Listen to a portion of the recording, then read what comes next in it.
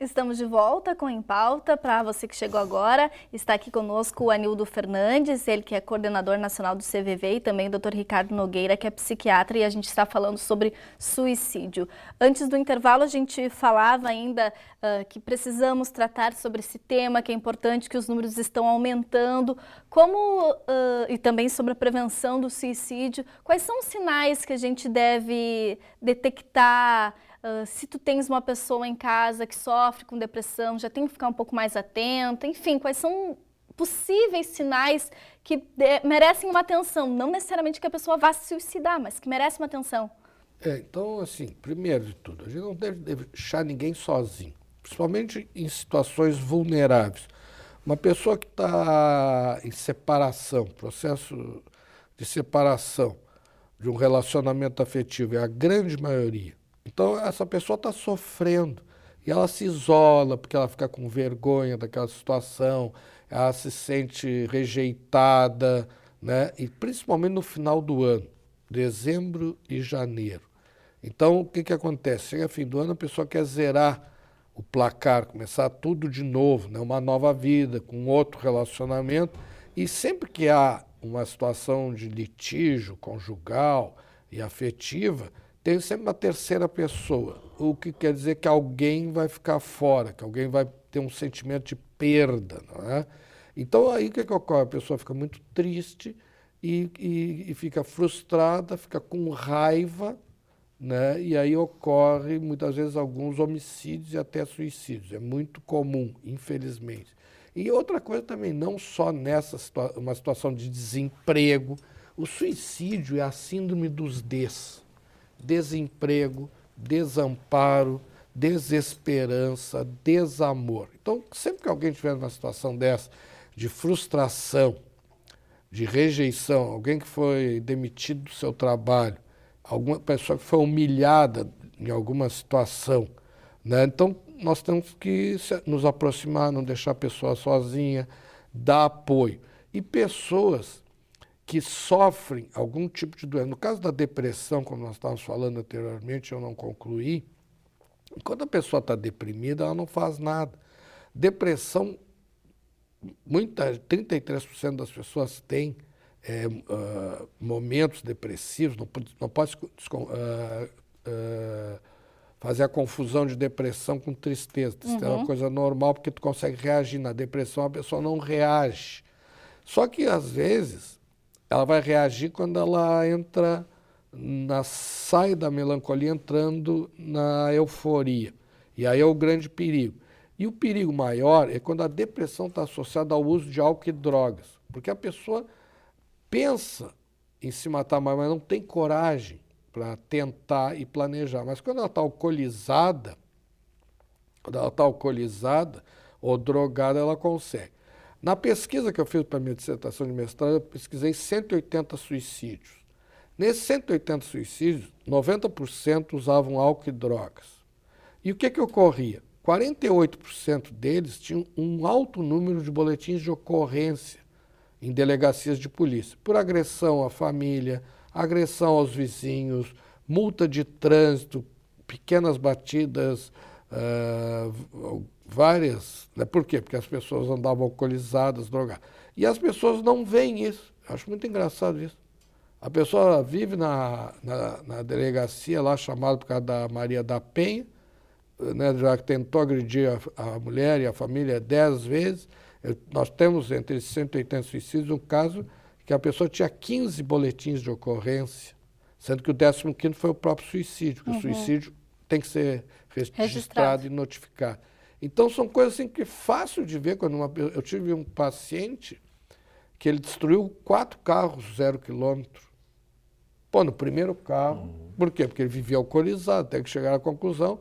E o fato já tinha ocorrido com o irmão dele, por exemplo, que acabou suicidado, até que ele chegar à conclusão. Vai acontecer o mesmo. Mas esperaram ocorrer em 4 situações, quando tu podia já detectar na primeira. Então, são coisas muito fáceis de detectar. Né? Tu muda de atitude, tu começa a chegar atrasada aqui no teu trabalho, tu não vem higienizada, maquiada, arrumada, tu começa a ficar triste, tu não começa a sorrir mais, mas tu era sempre uma pessoa alegre. O que que houve? Ah, briguei com minha namorada, era um relacionamento, ou uma perda, né? A depressão tem 3 causas básicas: perdas, que são mortes, abandono e rejeição. E são coisas muito fáceis de detectar e diagnosticar.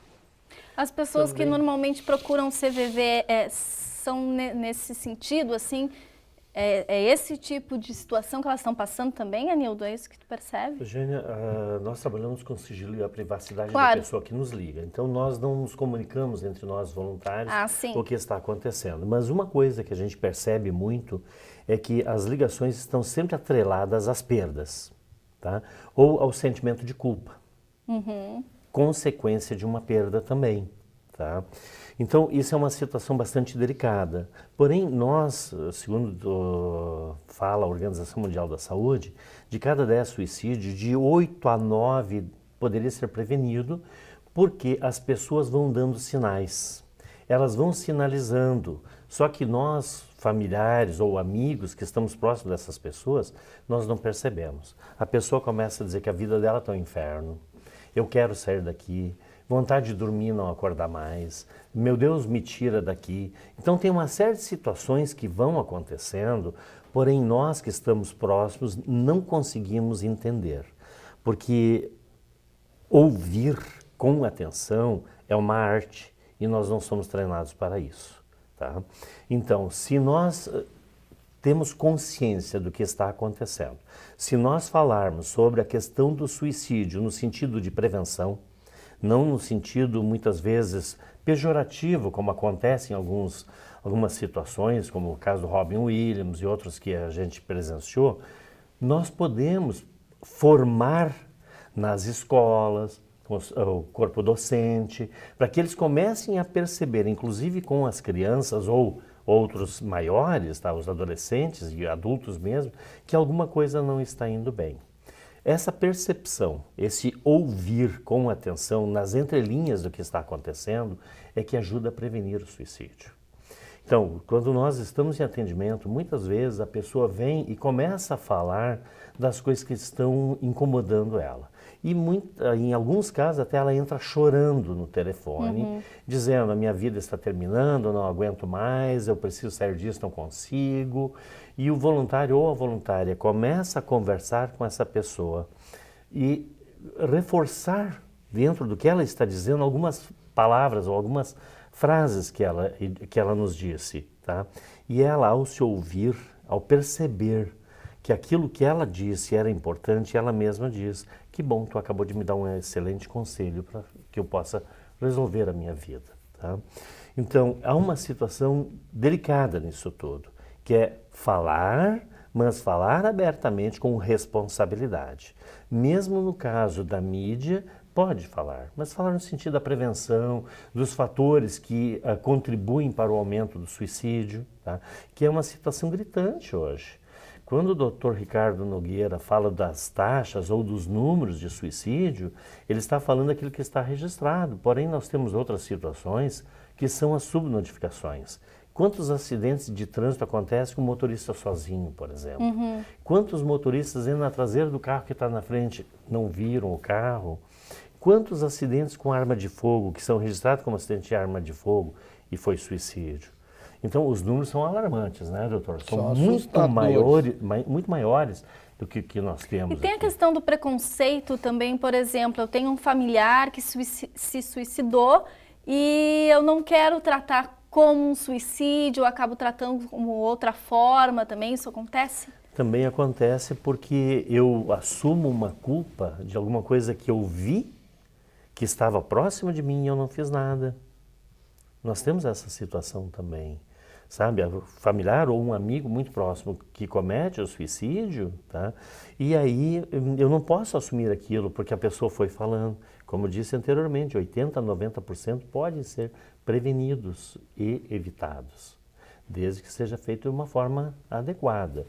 O Dr. Ricardo Nogueira falou há pouco do grupo de sobreviventes de suicídio Exato. que tem em Novo Como Hamburgo. lidar com esses sobreviventes também, né? Isso, nós não trabalhamos isso como uma terapia, mas é uma conversa aberta onde aquelas pessoas que estão presentes ali, elas começam a falar das suas situações, o que está acontecendo com ela, a dor profunda que estão sentindo, em que o suicídio seria a solução de matar o problema continuando vivas. E aí entra um processo de ambivalência bastante grande, que é já a área do Dr. Ricardo, mas que é uma situação presente nesses momentos. Essa pessoa, ela vem, ela relata num grupo as coisas que estão acontecendo com ela, não só a questão do suicídio, mas as perdas como um todo, a angústia, o sofrimento que ela está passando, e o próprio grupo começa a se acomodar, porque cada um fala do seu problema.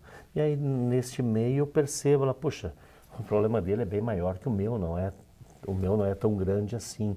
Então, também posso superar isso. Tá? Então, esse é o processo. Essa é a forma de nós encararmos. Essa questão de conversa, de apoio, doutor, é fundamental para evitar? Hoje a gente está muito individualista. A gente não conversa mais em casa, porque não se vê, porque todo mundo trabalha, né? Então, por exemplo, eu tive 2 casos. Nós temos o Centro de Promoção da Vida. Eu sou o coordenador e a diretora científica é a doutora Kênia Rosário, que é pediatra e está fazendo psiquiatria infantil agora também. Então, ela teve 2 casos. De uma menina de 8 anos que foi para cima do telhado e queria se atirar do telhado. Perguntar para ela, o que tu quer te atirar daí, guria? Ninguém me dá atenção, ninguém me ouve. Pior que era verdade, ela nunca viu os pais viviam trabalhando, né? Um outro menino de 5 anos que entrava na emergência do Mãe de Deus, um dia ele engoliu uma moeda, outro dia engoliu 2, 3, 4, ele ia engolindo. Né? Aí, mas por que tu está fazendo isso? Porque eu quero morrer. Mas por que tu quer morrer? Mesma coisa, porque ninguém me dá atenção, que ninguém me ouve. Né? Então começou a chamar atenção, a gente começou a estudar essa situação. E eu tive um paciente de 10 anos, que aos 10 anos começou a usar crack. Aos 13 foi diagnosticado. E o pai e a mãe eram da área da saúde, trabalhavam em vários hospitais, e nunca notaram que o menino há 3 anos já usava. Por quê? Porque não falo, porque não olho. Então o que está faltando? Da gente olhar no olho, né? Mas ele não tem tempo para isso. Então a gente fica no celular, no computador, no smartphone e não cuida. Na verdade é o seguinte, quem ama, cuida. Amar é asilar. Asilar é cuidar, proteger, aquecer e alimentar. Marguerite Duras, né? Então é isso que a gente tem que fazer, que a gente não está fazendo exatamente Por isso os altos índices também, por esse estilo de vida que a gente está levando, que a gente não conversa, que a gente não tem tempo para o outro, para si mesmo. Nós somos muito individualistas e muito narcisistas. O que importa é eu me dar bem, eu estar bem, eu aparecer bem na foto, aparecer bem na fita. Mas tudo bem, tu pode querer aparecer, mas tem que aparecer bem mesmo. Mas para aparecer bem, tu tem que estar capacitado, treinado, sensibilizado, e nós vamos ter que acabar com esse narcisismo. Tu tem que olhar para o outro, tu tem que olhar para o lado, ver como é que o outro está se sentindo. Né? Então, os relacionamentos hoje, as pessoas se preocupam só em satisfazer o seu ego, mas não estão preocupadas em cuidar do outro, em compartilhar. Né? Então, na verdade, eu disse anteriormente que o suicídio é a síndrome dos Ds, mas o pior dos Ds é o do desamor. Né? Então as pessoas hoje se preocupam só em estar bem de vida, em representar que estão bem de vida, em viajar, em ter o carro zero, ter valores materiais, né? E se abandonou a sensibilidade, a simplicidade, o amor mesmo, né? O carinho, o afeto, né? Essas coisas hoje estão em falta, né? E o que é pior, né? A maioria das famílias hoje não tem pai, né? Então nós estamos com uma família hoje que ela está passando, nós estamos mudando de século, essa transição de um século para o outro muda tudo. Então nós estamos meio perdidos, nós não sabemos quais são os valores, né? Então por isso que a gente vai ter que fazer uma mudança de comportamento. E essa mudança de comportamento se dá em termos gerais, de uma nova sociedade, né? que vai mudar e a gente vai ter que rever o que a gente quer, que tipo de família, que tipo de sociedade, que tipo de estrutura. E eu acho que é isso que nós estamos fazendo aqui. Bom, doutor, voltando um pouco, a gente estava falando dessa questão de observar também os sinais, de conversar, olhar para o outro. Vamos supor, né, numa situação da minha família, percebi algo diferente, aquela pessoa está diferente. Que caminho procurar? E os órgãos de saúde estão preparados para tratar o suicídio? Olha, essa é a nossa luta, né? Então, o que a gente faz? Nós fizemos sensibilização, que é dar os dados para sensibilizar, e aí capacitar as pessoas, porque tu tem toda a razão. Capacitar as pessoas, os profissionais da área da saúde. Só que lá era o grande problema do suicídio. Antigamente alguém chegava e dizia assim, tem que perguntar se a pessoa quer suicidar. Eu vou perguntar, se o cara disser que sim, o que eu faço? Né? Não sei o que fazer, não sei para onde encaminhar. Então, o que a gente fez? Capacitou essas pessoas, né, e treinou elas. Então, por exemplo, no Hospital Mãe de Deus, hoje tu pode entrar na emergência com gripe, mas vamos perguntar se tu pensou em te matar. Por quê? Porque tem um protocolo. Né? A gente tem experiências exatamente ao contrário, que a pessoa chega lá e diz assim, eu estou com uma dor no peito, mas aí o médico nem olha nos olhos da pessoa e pergunta, é tosse, por exemplo, né? Quando devia te perguntar o que está te levando a isso, né? Nós temos o caso de um paciente que dizia que tinha o coração partido. E os médicos dizem, não, o coração é partido em átrios e ventrículos, né? E aí o cara ficou 6 meses dizendo isso, no 6º mês se matou. Só que ele tinha perdido a mulher há 6 meses atrás, que viveu com ele 40 anos, e estava com um luto, né? E isso leva à famosa síndrome do coração partido.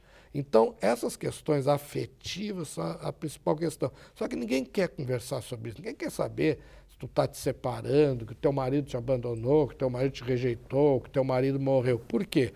Porque isso nos deprime. E hoje nós vivemos uma sociedade que ninguém pode se deprimir, todo mundo tem que ser feliz. Oi, tudo bem? Tá tudo bem? Beleza? Ok? Não é. A gente tem que aprender que a gente não tem que estar feliz sempre, não vai ser feliz sempre. Né? Que a gente tem que conviver com a tristeza, com a própria depressão, porque a depressão é uma realidade. E o que isso tudo gera? Medo, e o medo gera essa ansiedade. Então nós vivemos hoje uma sociedade que 90% das pessoas têm ansiedade. E aí entra também, né, doutor, a questão do julgamento.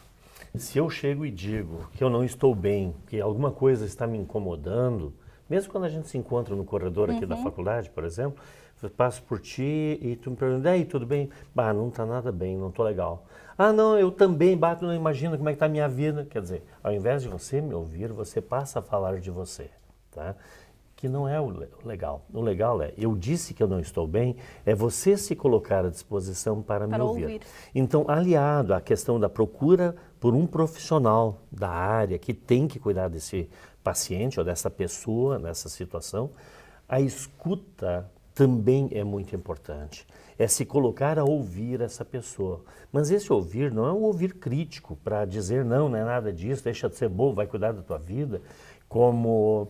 Bah, a minha vida está um caos, eu não estou me sentindo bem, está tudo ruim na minha vida. Que é nada, olha só o carrão que tu tem, olha a família, que é normalmente o que as filhos. pessoas fazem. Sim, exatamente. Aí vem o julgamento do status e da posição dele, mas deixa de olhar ele por dentro como é que ele está. Ou só tenta reanimá-lo e não entendê-lo. Mas só que lá o problema é que aí é uma visão externa. Mas como? Tu é jovem e bonita, tu não pode pensar. Eu tinha uma paciente minha que odiava isso. Só porque eu sou jovem e bonita, não posso estar triste, deprimida. Sou jovem, bonita, demitida, chutada, abandonada. Quer que eu fique o quê? Eu quero é morrer mesmo. Por quê? Porque essa vida que eu estou levando não aguento mais. Tudo bem, nós precisamos acabar com essa tua vida. Mas não precisa, com essa situação de vida. Nós vamos ter que virar a página. Entendeu? Então o que nós vamos fazer? O teu amor acabou? O que cura uma dor de amor, todo mundo já sabe, é um novo amor. Né? Por exemplo, eu tive um amigo que foi demitido de uma emissora de rádio jornal, que ele trabalhou anos lá. Então ele entrou numa depressão, parecia que ele ia morrer e que ia tudo acabar. Aí o que ocorreu? Ele teve que ir para o mercado procurar emprego. E ele conseguiu ir para uma emissora muito maior, muito melhor. Se ele tivesse ficado acomodado, Então, a gente tem que ter essa capacidade de reação. O que acontece? Quando a gente está deprimido, a depressão é a doença da vitalidade. Tu perde a força, tu perde o teu Deus interno, que é o ânimo. Né? Então, a gente tem que resgatar e recuperar esse Deus interno, né, para que possa retomar a vida. E já avisar que, assim como no alcoolismo, na drogadição, vai haver recaídas. E a gente tem que estar preparado para essas... Para saber lidar, né? Bom, eu preciso encerrar o programa, Anildo. Acho que é importante a gente destacar de novo, né, como entra em contato com o CVV, que também faz um papel importante nessa questão da prevenção do suicídio. Perfeito. O CVV, ele tem um número que foi concedido pelo Ministério das Comunicações, que é o 141. Todos os postos do Brasil atendem por esse número e também os números locais dos seus postos, tá? Esse fim de semana nós estivemos em Brasília, no 4º Simpósio Internacional de Prevenção do Suicídio, onde está sendo trabalhada a mudança desse número para um número de emergência, o número 188, que vai comportar o atendimento de todo o país, inclusive das localidades onde não existe telefone, tá? Então esse é um processo que nós estamos passando nesse momento para divulgar mais o nosso trabalho e também permitir que mais pessoas possam buscar ajuda a qualquer momento, tá? Então, as pessoas que quiserem, neste primeiro momento, ligar para o CVV, é 141 o telefone ou através da internet, www.cvv.org.br, que é o site nacional onde ele encaminha para os postos, da localização do atendimento por chat, por Skype e tudo mais. Aqui na cidade de Novo Hamburgo nós temos o 3065-4111, também que faz esse atendimento. E temos o grupo de apoio aos sobreviventes do suicídio, que se reúne sempre na primeira terça-feira de cada mês no plenarinho da Câmara de Vereadores aqui em Novo Hamburgo, às 19h30, tá? Prefeito. Doutor Ricardo, mais alguma coisa a destacar? Não, eu quero destacar o Anildo como coordenador nacional do CVV, e nós somos também um voluntário técnico do CVV, assim, sempre que a gente é chamado, e a gente faz isso com o maior prazer, através do Centro de Promoção da Vida e Prevenção do Suicídio do Hospital Mãe de Deus, eu como coordenador e a doutora Kênia Rosário como diretora científica, que sempre vamos estar ao lado. O Anildo já nos botou em contato com todos os CVVs do Brasil, e eu acho que eu gostaria de sugerir que essa ideia do grupo de sobreviventes fosse expandida para todos os CVVs, né, do Brasil. Eu acho que é um projeto interessante e a gente se coloca à disposição de todos, no Hospital Mãe de Deus e em toda a rede dos serviços do Hospital Mãe de Deus, que vai de Porto Alegre até Torres, no litoral. Então, todos os nossos serviços têm unidades para o atendimento dos pacientes com sofrimento psíquico, com alterações psiquiátricas. E muita gente diz assim, mas só tem convênio particular? Não, nós trabalhamos com o Sistema Único de Saúde, né? Não só em Porto Alegre, como em Canoas, Capão da Canoa, Torres, Taquara, em toda a rede. Ok, muito obrigada pela participação de vocês. Obrigada a você que ficou em casa, espero que você tenha gostado do programa e vamos ficar mais atentos, conversar mais e qualquer coisa procurar a ajuda de um especialista e também procurar o CVV. Eu lembro mais uma vez que você é o nosso convidado sempre a participar aqui do programa, sugerindo um tema, pode ser qualquer tema, pode ser tabu que a gente fala aqui também, é tvfevale@fevale.br o nosso e-mail. Obrigada pela sua companhia, até a próxima.